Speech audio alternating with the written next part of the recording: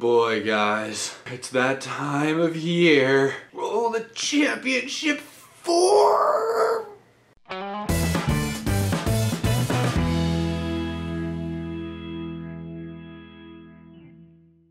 How's it going, everybody? My name is Eric. Welcome to Out of the Groove. I don't mean to dampen the mood, guys, but this is the second to last episode of the entire year, which means it has to be a good one. So I'm glad we're talking about Phoenix. That was a good race. We got a lot of fun stuff to talk about. Phoenix was a very interesting race for the playoff drivers coming in. Drivers like Jimmy Johnson, Ryan Blaney, who were pretty far back in points, basically needed a win or needed an incredible points day to make it in. They both ran poorly. Blaney started up there up at the front of the field, and he fell back early. He didn't have a good car. Neither did Johnson. Blaney finished 17th. Johnson had other issues. Johnson was running around 10th mid-pack most of the day, and then he cut a tire down, blew a tire. He DNF'd, so Johnson's not moving on, Blaney's not moving on. Just get out of the way.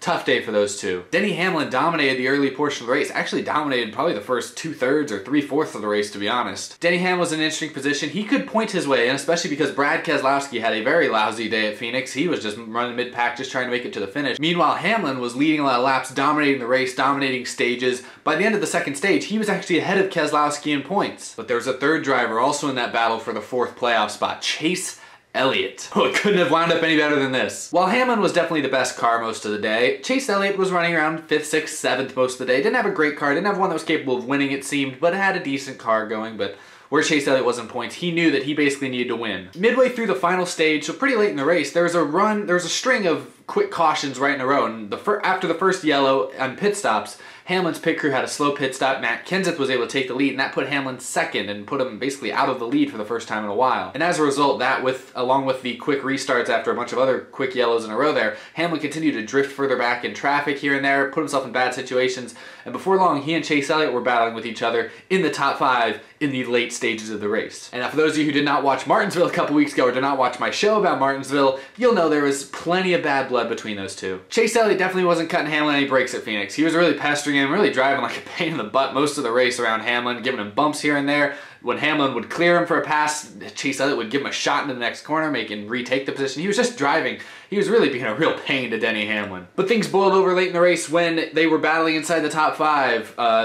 Chase Elliott was trying to get around Denny Hamlin. Chase Elliott had a very good short-run race car, and that quick row of yellows in a row and a lot of quick restarts was really helping Chase Elliott. He got to the bumper of Hamlin, seemed to have a better car at the time, gave Hamlin a couple of bumps, eventually got Hamlin bumped up out of the groove.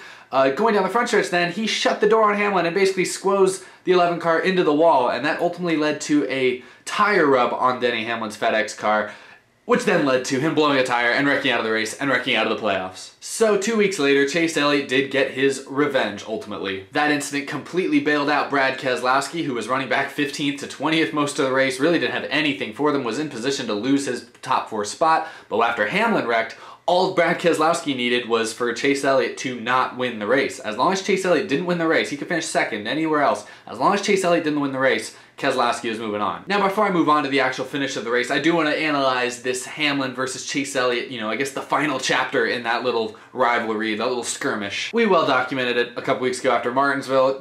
Denny Hamlin just straight up wrecked Chase Elliott racing for the lead, had no business wrecking him, should not have wrecked him. It was an accident, but it was a bad mistake by Denny Hamlin, and I've said it then, most people said it then. He definitely had some sort of retaliation coming his way, and I'm sure he expected it, and honestly, I think for the most part, he deserved it. Chase Elliott didn't flat out wreck Hamlin at Phoenix, but he did drive him really aggressively, drove him bad for most of the race, and then ultimately did intentionally put him in the wall, which led to Hamlin cutting a tire down. Ultimately, what this means is, hey, Chase Elliott's not the pushover we kind of thought he was. And I don't mean it like it's a bad thing. I think Chase Elliott, I respect the fact that he didn't get into a big fight with Hamlin after Martinsville, that he used words, and that he just went out in the last 2 races at Texas and at Phoenix, ran well, and let his actions speak for themselves. So I respect that about him, but I think it's now worth noting that, hey, Chase Elliott does have an abrasive side. If you wrong him as badly as Denny Hamlin wronged him at Martinsville, he's going to retaliate, and he's going to put you in the wall. I didn't have a problem with Chase Elliott making that move. I was surprised with how many people I saw on social media. I was surprised at how many people seemed to actually have a problem with it. A lot of people were saying like, oh, well, that just proves that Chase Elliott's no better than Hamlin. Hamlin intentionally wrecked Elliott, so Elliott intentionally wrecked Hamlin. People are acting like, oh, that makes him, now they're equals. I'm like, I don't know about that. In my opinion, I think they're even now, so I don't expect any other retaliation coming through next year anytime. I think they're even now, but in the end, I think Chase Elliott's still the one who got the shortest end of the stick. I mean, Chase Elliott was set up to basically win that race at Martinsville, and that would have been an automatic admission to Homestead, and that's where he'd be right now, if not for Hamlin wrecking him 2 weeks ago. Hamlin's mistake at Martinsville cost Chase Elliott big time, and as a result, cost Hamlin too. Because of what he did at Martinsville, Chase Elliott felt the need to put him in the wall and eliminate his playoff hopes here at Phoenix. So in the end, I still think Chase Elliott's kind of the one who was most wronged in this incident. But at the same time, I think both drivers have had their payback. I think in the end, both drivers basically got screwed out of playoff spots. Both of those teams, the 24 and the 11, ran well enough this round, I think, to make it to Homestead. If Chase Elliott wins Martinsville and Kyle Busch doesn't, it'll be interesting to see how points stack up, but Kyle Busch might have not made it into the Final Four because he didn't win Texas or Phoenix, and depending on how well Hamlin did in points, he might have actually outpointed Kyle Busch and made it to Homestead ahead of him. So there's a good chance, had the shenanigans at Martinsville not happened, that both the 11 and the 24 would be at Homestead right now. As it is, neither of them are, and we have Kyle Busch in and Brad Keselowski, who's really lucky to have made it. So anyway, that's where I stand there. I think Chase Elliott had every right to do what he did to Hamlin at Phoenix. At the same time, I don't think that really makes me think better or worse of either driver. I just think, hey, it shows that Chase Elliott's not going to be completely pushed around his whole career, and I think that's a good thing to establish early. So anyway, moving on more towards the end of the race, because Chase Elliott, after that incident with Hamlin, his playoff hopes weren't done yet. No. Because of those short runs, Chase Elliott worked his way up into the top 2, top 3, and then ultimately he took the race lead away from Matt Kenseth with about 28, 29 laps to go. And for a few laps there, he was driving away from the 20 car, and it looked like Chase Elliott was not only going to get his first career win, but also was going to lock himself into Homestead in dramatic fashion. But unfortunately for 24 fans, like I said, Chase Elliott was more of a short run car, whereas Matt Kenseth had been one of the fastest cars all day long on all runs. As the run went on, Matt Kenseth, you saw him start to gain slowly on Chase Elliott, then he closed really quickly, and with 10 laps to go, Matt Kenseth, the driver who was announced only 1 week earlier that he will be retiring at the end of the season, Matt Kenseth made the pass on Chase Elliott with 10 laps to go, and drove on to get his first win of 2017, and sadly, most likely his last win of his career. Chase Elliott finished second, so another second place finish for him. It was not enough to make it to the Final Four, like I said, so a disappointing day, I'm sure, for 24 fans, but boy, I think it's safe to say his time is coming, and it's coming probably sooner rather than later. But now here's where I want to transition briefly from talking about the points picture, the playoffs, to talking about Matt Kenseth. Because I have to. Y'all know I love Matt Kenseth. Matt Kenseth is one of the most, in my opinion, underappreciated NASCAR drivers of the last 2 decades. He's always flown under the radar. He's a 2003 champion. The fact that he dominated that season in points the way he did is the reason the chase was invented. 39 wins for Matt Kenseth. He's like 18th or 19th all time. 2 Daytona 500s, a Coke 600. He's won most of the NASCAR crown jewel races. He's been around a while. He's qualified for the playoffs 14 out of the 15 years they've existed. He's a first ballot Hall of Famer, no doubt, and while this whole year has been about Dale Earnhardt Jr.'s retirement tour, we've all kind of known, at least since the summer, that chances are this was also Matt Kenseth's retirement tour as well. But of course, similarly to how he came into the sport in 2000, when he and Jr. were both rookies at the same time, Matt Kenseth was once again going to go out, it seems, more or less in Dale Jr.'s shadow. And don't get me wrong, I don't want this to sound like I'm anti-Dale Jr., because I love Dale Jr. I think he's been great for the sport, and I'm really going to miss seeing him. He's had a great, successful career as well.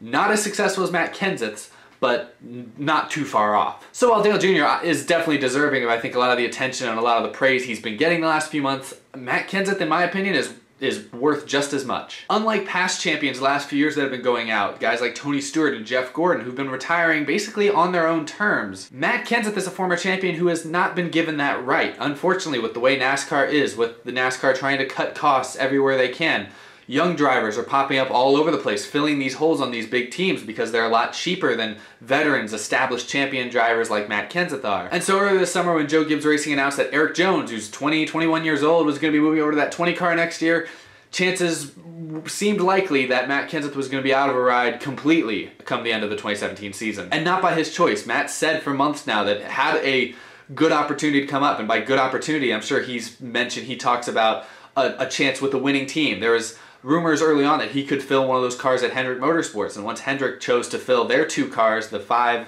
and the 88, or actually I guess what are they, the 88 and the 24 now, when they decided to put Bowman and Byron, a couple of really young, more or less unproven drivers, in those cars, I think Matt Kenseth at that point knew that it was unlikely he was going to get another spot anywhere, because Stewart-Haas Racing is losing Danica Patrick, primarily because they don't want to have to continue to pay her salary for mediocre results. Kurt Busch seems like he's still going to be in that 41 car next year, but even those talks have kind of stalled out. So there's rumors that somebody else could take that seat. Kurt Busch could be out of a ride. We don't even know it.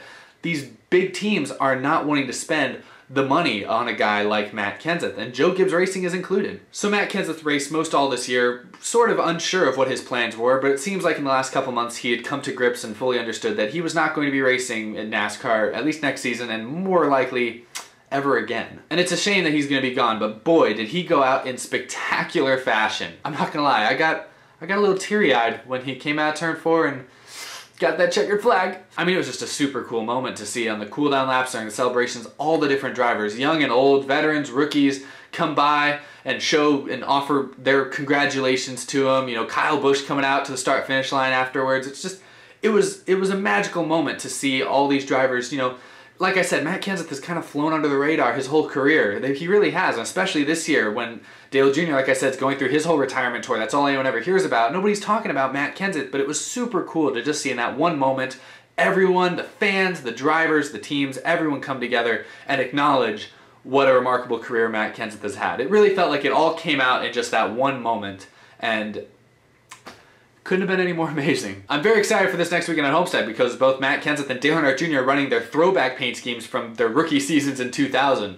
Those are some pretty rad looking race cars. So anyway, the end of this episode is going to be dedicated to previewing the Final Four. The Final Four. That's right. 35 weeks. Actually, it's been more like 37 or 38 weeks when you count the All-Star race and everything. But anyway, 35 regular season races. Oh, only to come down to this championship race in Miami. It's really crazy. NASCAR is like the longest season of any sport. I mean, goodness, their off-season is only like 2.5 months. This season started way back in February, guys, and it's mid-November. That's crazy. But now that we're here, we've got to look at the 4 drivers that are going to be competing for this championship. First off, Brad Keselowski. Brad Keselowski's had an interesting playoffs. He really has had some up and down moments. He got that clutch win at Talladega in the second round to move him on to the third round because before then points were looking iffy for him. And then, like I said, coming into Phoenix, he was in a good position but did not run well at all at Phoenix and managed to just hang in there, and thanks to some also good fortune from other drivers. Brad Keselowski's moving on to Homestead. He's won the championship in 2012, but in my opinion, I don't see that 2-car really being too big of a threat at Homestead. He's probably not my pick to win the championship, and honestly, I think he might struggle. He's the biggest question mark in my opinion. Obviously, he and Paul Wolfe are, you know, they've won the championship together. They've been very good. They've won plenty of races in the last few years. They're very good. But Penske in general has seemed just a little bit off this year. That's been more apparent with Joey Logano's 22 team. But even with Keselowski, they've had a lot more down moments this year than they have in recent years. So I just wonder, they have all the potential in the world to come out and be one of the best cars at Homestead, but they also have a lot of potential to run 12th. And I just don't know what 2-car we're going to get. Remember last year at Homestead, Jimmy Johnson won the race and won the championship, but he was definitely not the best car during the race. In fact, of the four chase drivers, he might have been like the 3rd or 4th best car, to be honest. So my point is, anything can happen. I'm not picking Keselowski, but hey, anything can happen. Next up is Kevin Harvick. Kevin Harvick's also a former champion. Now, he won in 2014. That was the first year where we had this knockout round-by-round format of the playoffs. So he won the championship the first year we did this, so he's got a little bit of experience. Now, I think the one advantage Kevin Harvick really has, he's been very quiet but very consistent throughout these playoffs. He's been one of the kind of more under-the-radar guys that has been consistently competing for wins and top 5s these whole playoffs. He's been great. And the reason I think he could be one to watch out for is because he did win at Texas. He beat Martin Truex Jr. on that final run to win that race, and Martin Truex Jr. has been the king of mile-and-a-halfs this year in the last couple of years. But Kevin Harvick beat him, and this race at Homestead, while the track's pretty different than Texas in the way it's configured, it is a mile-and-a-half racetrack, so horsepower is going to be important, banking's similar in a lot of ways. Kevin Harvick, just based on that example from a couple weeks ago, he could be tough to beat. I'm not picking him, but he's going to be, that's one that I'm interested in. I think he's going to be a real threat, and we may not think of him as one just yet, but he's going to prove us wrong. Next up, we have Kyle Busch. Kyle Busch, like most of JGR, started the year off pretty slow, but he heated up over the summer, and even in the playoffs, he's won a couple of races already. Kyle Busch has been inconsistent, but of the JGR Toyotas, he's been the most consistent, and he's definitely been the fastest most of this year. Kyle Busch won the championship in 2015 under this format, so like Harvick, he does have experience. He knows how to get it done at Homestead when he needs to. So I think that alone gives him a pretty good shot. I tend to think he's the second best pick for this championship race, primarily because most of the season I feel like we've talked about Martin Truex Jr., Kyle Larson, and Kyle Busch as kind of the three guys to beat on a regular basis. And Larson's eliminated. Truex is still in there, but Kyle Busch is right there, and he has not slowed up much. He won at Martinsville, which I know is a completely different track than Homestead, but he's still been fast pretty much everywhere we've gone. He had issues early in the race at Texas, didn't really have to do with the car, so we'll kind of rule that one out. Really, my biggest question about Kyle Busch is, can he and his team avoid beating themselves? Now, if you remember, I believe it was at the beginning of these playoffs, JGR swapped those crews on the 19 and the 18 teams, and since then, it seems like the 18 crew has been pretty much on top of their game. They're gonna have to continue that because I feel like that's a team that has a history of just kind of not making the right moves at the right moment. I feel like Kyle Busch, he's arguably the most talented driver in NASCAR right now. He's also kind of a streaky driver. If the car's not handling, if he gets in a bad mood, Kyle Busch is pretty emotional. It may not work out for him. You got to keep Kyle Busch happy, you got to keep him aggressive, and you got to keep him level-headed. If he can manage to stay all those things, if Adam Stevens can stay on top of that car for the whole race, I think they're going to be tough to beat. It's going to come down to the wire. But lastly, the last driver in the Final Four, the guy who's dominated the points most this year, he has 7 wins on the season, more stage wins than anyone can ever count. Martin Truex Jr. And now there's one key difference between Truex and these other 3 drivers that he's going to be competing against on Sunday. And that difference is that he is the only one of them who has not yet won a championship. He's been in the Final Four race now, I think once or twice before this year, so he's got a lot of experience at making it to Homestead, but he has not yet been able to close the deal. But in my opinion, I think this is the year. I picked Martin Truex Jr. to win the championship 10 weeks ago at the beginning of the playoffs. I'm picking him to finish it off. While he has made it to Homestead in years past, he hasn't won 7 races in a season ever until this year. So that team is clearly on another level that they've never been on before. Obviously, it's one race. Anything can happen. Any freak accident can happen and take Truex out. But I think it's safe to say, I think the safest bet is to go with Martin Truex Jr. You can leave your arguments in the comments below who you think is going to win, but especially since Kyle Larson is not in this race, I honestly think Kyle Larson would have been the next best threat to Truex because he's very good at Homestead and they've had good cars this year. Martin Truex Jr., none of those other 3 drivers really seem like surefire bets, but Truex really does. But anyway, that's my long-winded explanation of basically the entire championship 4. I'm picking Truex. Let me know who you guys are picking. Who do you think is going to win the championship? Do you even think a playoff driver is going to necessarily win the race? You know, the last few years we've had this format. It just so happens that the winner of the race is also in the championship. Do you think a non-playoff driver will win the race? Do you think it'll just be dominated by Truex or Harvick or somebody? I mean, what do you guys think is going to happen? Let me know down below. Thanks for watching. It's been a lot of fun though, guys. I'll be back next week, of course, with the recap, talking about the championship, recapping the overall season, looking ahead to what to expect in the off-season. Should be an exciting race, I hope so. It's going to have a lot to live up to because last year's race was pretty darn exciting. So we'll see how it goes. Homestead has done a good job of making good championship races the last few years, so I'm excited to see how it ends. But anyway, yeah, thanks for watching. You follow me on social media, follow me on Twitter, Snapchat, all that fun stuff. Subscribe if you're not already. Tell your friends, family about the show. I'm planning to do the show again next year for the 2018 season, so we'll be back better than ever, and I love to see new people come and join, especially people who are interested in NASCAR and in racing. I hope they enjoy the show, and I hope you do too. So thank you for watching. I'll see you next week. It's gonna be a fun championship race, guys. It all comes down to one race, man. See who gets it done. Bye.